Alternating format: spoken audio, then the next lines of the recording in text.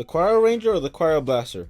Which tower is better and which one should you use in TDX? Well, in this video we're going to be checking out both of them and checking out the stats. But before we do that, guys, make sure to subscribe to the channel and like the video, and also leave a comment because it really helps out the algorithm and it's really appreciated. So let's go ahead and check out both of the cryos. Now to start off with the Cryo Blaster. The Cryo Blaster is a tower that freezes enemies and it costs 300 to place down.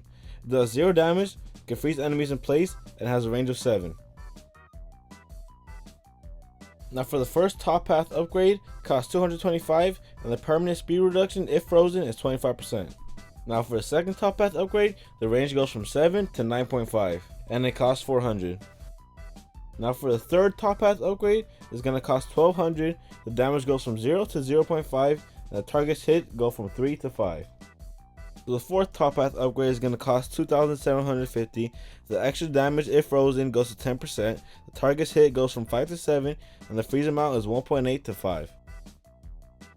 So the final top path upgrade is going to cost you 7,500. The damage goes from 0.5 to 4. The freeze amount is 15, and it starts ignoring ice resistance, and the target hit is now 12. So the first bottom path upgrade is going to cost you 450, and the freeze amount goes to 0.6 to 1.1. So for the second bottom path upgrade, it's going to cost you 550. The target's hit goes from 3 to 5, and the range goes from 7 to 8. Now for the third upgrade, it's going to cost you 2,100. The damage goes from 0 to 20. The freeze amount goes from 1.10 to 125, and the range goes from 8 to 12.5.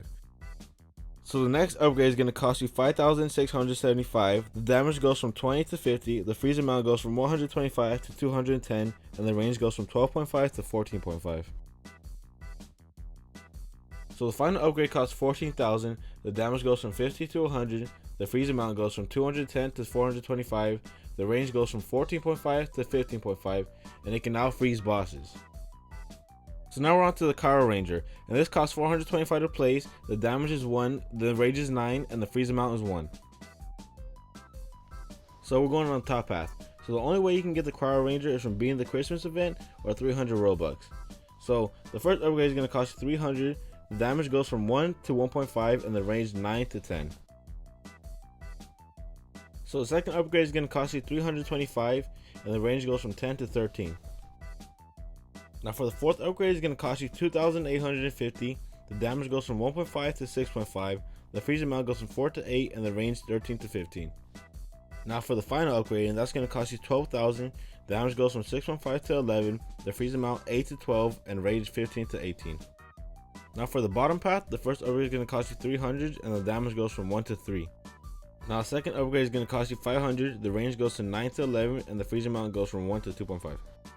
So the third upgrade is going to cost you 2,500, the damage goes from 3 to 6, the freeze amount goes from 2.5 to 5.5, and now you get the ability, the Cryo Grenade. The fourth upgrade is going to cost you 6,500, the damage is now 9, and now the range is also 13. Now for the final upgrade, it's going to cost you 14,000, the damage goes to 9 to 16, and the freeze amount goes from 11.5 to 26.5.